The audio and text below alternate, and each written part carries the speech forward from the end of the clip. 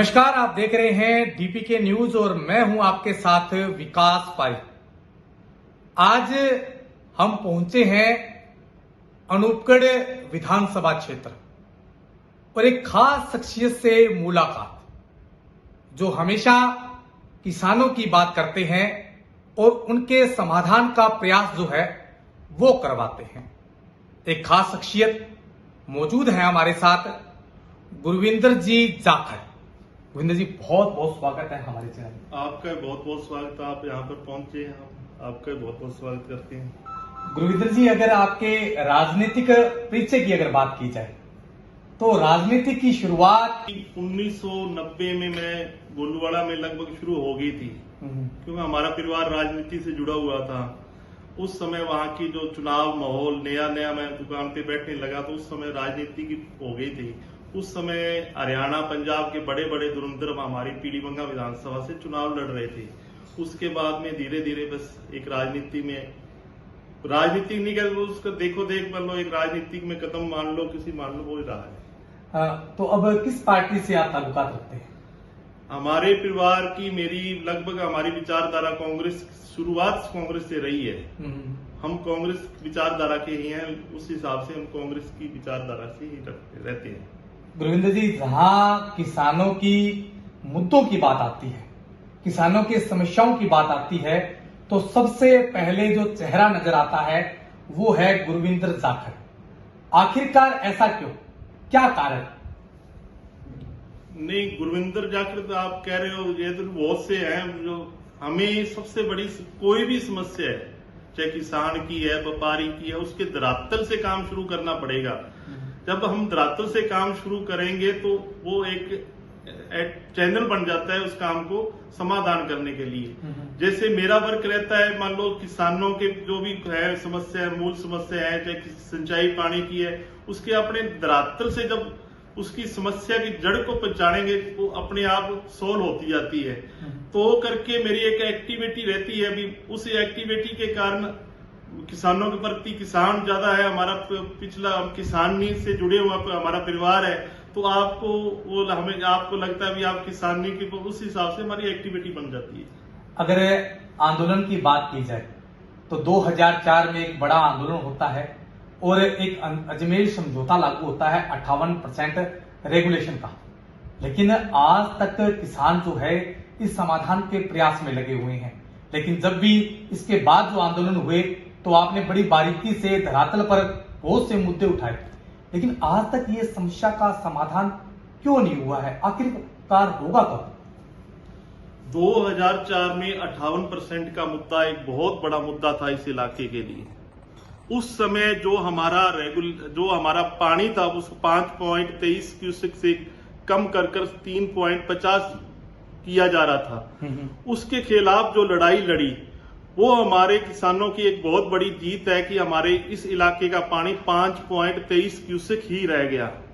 अब 58%, 42% इसमें पूरा अध्ययन करेंगे तो मेरे हिसाब से जो सिस्टम है 5.23 के हिसाब से अपने इस इलाके को पानी मिलता रहे, उस हिसाब से कोई दिक्कत नहीं है। 58%, 42% इस चक्कर में जा तो इसको पूरा पढ़ना पड़ेगा, कहानी क्या है, वास्तविकता क्या है। जब पढ़े नहीं अपने, उस हिसाब से मैं इसके बारे में आपको ज्यादा कुछ नहीं बता सकता। पूरा धरातल पे जाके इसके एक एक तथ्य पढ़ के फिर बता सकते हैं भी क्या कहानी है। इतना जरूर है भी 5.23 से 3.5 क्यूसेक पानी यहाँ हो रहा था। 2004 के किसानों की सबसे बड़ी उपलब्धि ये रही कि वो पानी 5.23 ही रह गया हमारा। ये सबसे बड़ी उपलब्धि प्रथम चरण के आईजीएन किसानों की रही है।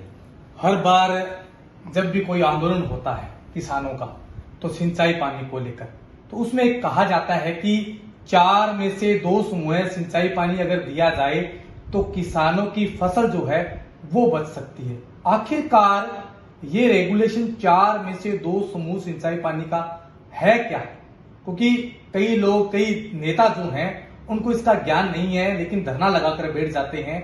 आखिरकार 4 में से 2 समूह है क्या? जो पूरा आईजीएनपी का सिस्टम है, 16,704 क्यूसेक से पूरी नहरें चलती हैं। इतना पानी हो तो 100% नहरें चलती हैं। 4 में से 2 मतलब 50% नहरें हमारी चलनी चाहिए। 4 में से 2 आप सीधा आइडिया रखोगे ना, सीधा गणित रखोगे, 50% नहरें बंद रहें और 50% नहरें चलें। वो है सिस्टम है। मान लो आधा ग्रुप एक बार चलेगा, आधा ग्रुप एक बार चलेगा, 8.5 दिन चलेंगी, 8.5 दिन बंद रहेंगी। ये है 4 में से 2। और आगे सवाल आता है 3 में से 1, उसमें 33% नहरें चलती हैं और 66% नहरें बंद रहती हैं। वो हो जाता है 3 में से 1। अब 4 में से 2 और 3 में से 1 ये यहां पर रहता है। जो डैमों में पानी है उस अनुरूप अच्छा पानी होने पे हमें 4 में से 2 पानी मिलना चाहिए। ये किसान की मांग रहती है, अच्छी पानी आएगा, पानी मिलना चाहिए। 4 में से 2 मिले तो अच्छा है, बिजाई हो जाए, उसके बाद में फसल की पकाई हो जाए। ये मांग हर जगह रहती है। भाखड़ा में है, गंगनहर में है, वहां पे लगभग 50% नहरें चलती हैं। लेकिन हमारे आईजीएनपी में ऐसा नहीं होता। कुछ समय के लिए 50% नहरें चलती हैं और बाद में लगातार 33% नहरें चलती है। एक बहुत बड़ी समस्या है, इस पे हमें गहनता से विचार करना चाहिए। गुरविंदर जी, लंबे टाइम से आप चर्चा में हैं। जब किसानों के मुद्दों की बात आती है तो आपका नाम बड़े ही चर्चा में लिया जाता है। बहुत से आंकड़े हैं, बहुत से फाइल्स हैं जो आपने बना रखी है, चाहे वो विधानसभा चुनाव की है, लोकसभा चुनाव की है, और इसके साथ साथ किसानों की सिंचाई पानी को लेकर आंकड़े। आखिरकार ये मन में कैसे आया ये आंकड़ा इस प्रकार से बारीकी रखना और धरातल पर हर बात की चर्चा जो है बड़ी गहनता से करना? आखिरकार ये मन में कैसे आया आपके? यह एक शौक ही समझ लीजिए सर। जब अपने हमारे परिवार में एक हमारी परिवार की खासियत रही है, चाहे हम हमारे चाचा ताऊ जितने भी परिवार में मेंबर हैं, लगभग हर जगह जहीं भी रहते हैं हमारा परिवार एक डायरी मेंटेन करता है। डेली की एक डायरी, उसमें लिखते जाते भी आज हमारे घर पे ये काम हुआ, आज वो रिश्तेदार आया, आज खेत में हमने ये किया, आज खेत में ये बोआ, आज पानी लगाया। ये एक सिस्टम रहता है हमारे। लगभग 1970 से की डायरियां हमारे घर पे हमारे परिवार में आपको मिल जाएंगी। उसी अनुरूप मैंने भी एक छोटा सा भी एक शौक भी मान लो कह दो। उसके बाद विधानसभा के हर चुनाव के हर बूथ के डाटा, उसके बाद में सिंचाई पानी के प्रति कोई भी डाटा हो वो इकट्ठे कलेक्शन करने, धीरे धीरे पढ़ते रहने। आज तक के टोटल डाटा हर आईजीएनपी के प्रथम फेज के हर मौके का साइज, उसके डाटा, ये कोई एक फाइल बन जाता है ऑटोमेटिक। जब उसमें पहुंच चुके हैं तो वो फाइल अपने आप तैयार हो जाती है। एक डॉक्टर के पास जब वो प्रैक्टिस करता है उसी तरह हम भी बस धीरे धीरे वो प्रैक्टिस ही मान लो आप सर। गुरविंदर जी, कहीं चुनाव तो नहीं लड़ना है, क्योंकि इन दिनों चुनाव की विसादे जो है बिछनी शुरू हो जाएगी। चाहे वो पंचायत चुनाव हो, नगर पालिका का चुनाव हो या अन्य चुनाव हो, तो कहीं चुनाव तो नहीं लड़ना, राजनीति तो नहीं करनी कहीं? मैं आपको बताना चाहता हूं, हमारे परिवार में आज तक किसी ने कोई चुनाव लड़ा ही नहीं। हम ठीक है एक समाज सेवा के रूप में देख सकते हो, हमारे परिवार में कभी चुनाव नहीं लड़ा। एक तो चुनाव छोटे मोटे कोई सोसाइटी वगैरह के चुनाव लड़े हैं, आज तक सरपंची पंची का चुनाव तक नहीं लड़ा। ऐसी हमारी कोई इच्छा नहीं रखते। एक ठीक है अपने सिस्टम सामाजिक स्तर में समाज में रहते हैं, उस हिसाब का हम अपने रखते हैं। ऐसा कोई चुनाव नहीं लड़ते। बिल्कुल है। समस्या का समाधान आंकड़े रखने ये शुरुआती दौरों में ही नजर आता है, लेकिन कोई राजनीति नहीं करनी, केवल और केवल समाज सेवा और किसानों की बातचीत करना और उन मुद्दों को पटल पर एक आंकड़े के अनुसार रखना, ये खासियत है गुरविंदर जी जाखड़ में। गुरविंदर जी, अगर बात की जाए, क्योंकि इस बार विधानसभा के चुनाव हुए और विधानसभा जब शुरू हुई तो बहुत से किसानों के मुद्दे जो है वहां विधायक शिमला जी नायक के द्वारा रखे गए। तो कहा जाता है कि जो आंकड़े दिए जाते हैं, जो बात दी जाती है, तो उस टीम के जो मुख्य कर्णधार हैं वो गुरविंदर जी जाखड़ हैं। आखिरकार ये कितना सत्य है?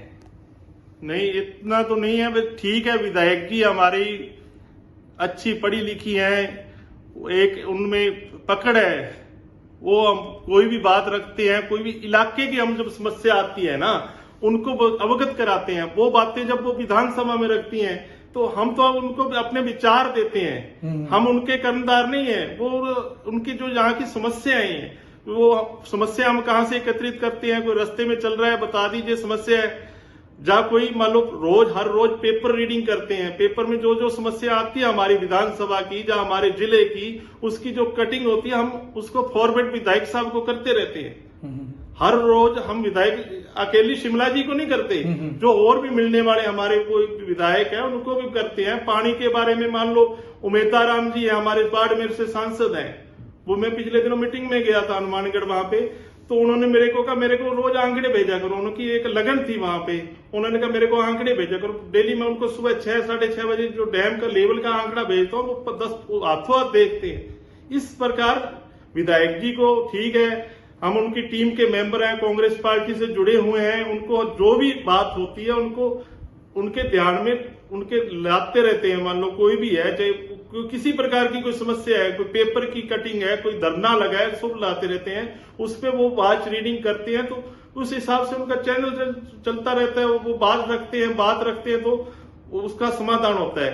अब रही बात अनूपगढ़ का, मैं उदाहरण दे रहा हूं आपको।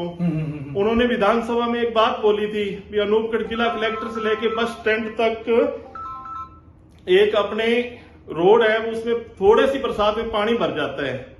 ठीक है, उनका कोई डॉक्यूमेंट मैं जा रहा था, उनका कोई डॉक्यूमेंट मैंने भेजना था, विधानसभा चल रही थी, यहाँ पे मैं वो गया दुकान पे, तो उसने बताया कि थोड़ी सी बरसात में आने, वो मैंने उसको लिख के ऐड करके बता दिया। विधायक जी को हाथों हाथ वो दिमाग में आई, उन्होंने विधानसभा में बोला और उसके बाद में वो सड़क के लिए अपने 1 करोड़ 45 लाख रुपए मंजूर हो गए, 140।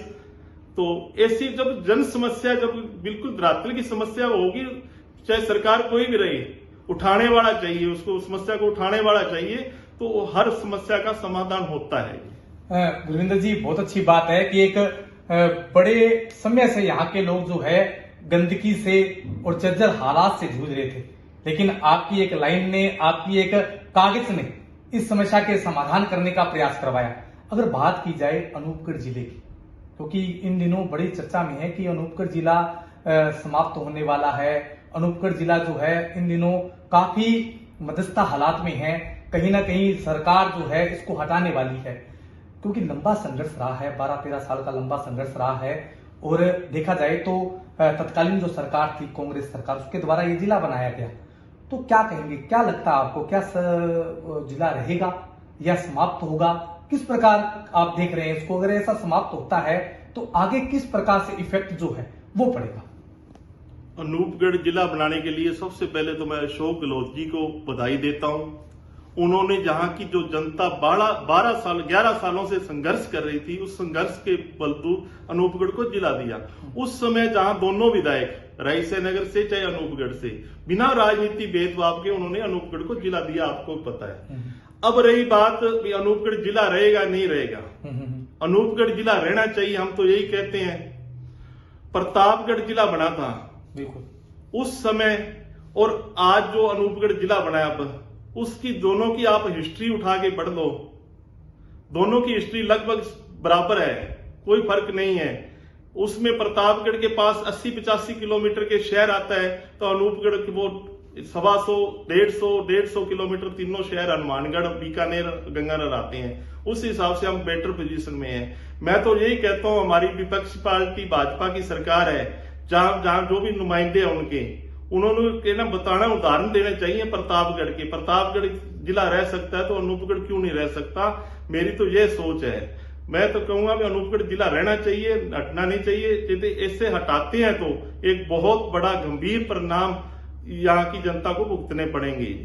जो 11 सालों का संघर्ष है, वो संघर्ष उनका बिना व्यर्थ चला जाएगा जी। बिल्कुल, 11 साल का संघर्ष, और संघर्ष के बाद राजस्थान की सरकार, कांग्रेस सरकार, जो तत्कालीन सरकार रही है, उनके द्वारा ये जिला जो है वो बनाया गया। क्या गुरविंदर जी इसी प्रकार से किसानों के मुद्दे उठाते रहेंगे और किसानों की बात को पटल पर लेके आएंगे? क्या अनूपगढ़ जिले की अगर बात की जाए तो रावला, गढ़साना, अनूपगढ़, रईसनगर जो सिंचाई पानी के मुद्दे को लेकर धरना प्रदर्शन करते रहे हैं, और वर्तमान में भी यहाँ विधायक जो है शिमला जी नायक है, क्या इस समस्या का समाधान हो सकता है? इस समस्या का समाधान तो हो सकता है, इसमें कोई नहीं है। इसमें सबसे बड़ी हमारे जो बिल्कुल जो समस्या की जड़ है, उसके पास हम जा ही नहीं रहे। बिल्कुल, जो पोंग डैम का लेवल है 1390 फीट रखा जाता है, उसको बढ़ा के 1400, 1405, 10 फीट तक ले जाया जा सकता है। तो उसके पानी का उतना भराव करना चाहिए। पिछले साल 1400 फुट 14 अगस्त को हो गया था, उसके बाद पानी निकाल दिया, 1386 पे लाके रख दिया।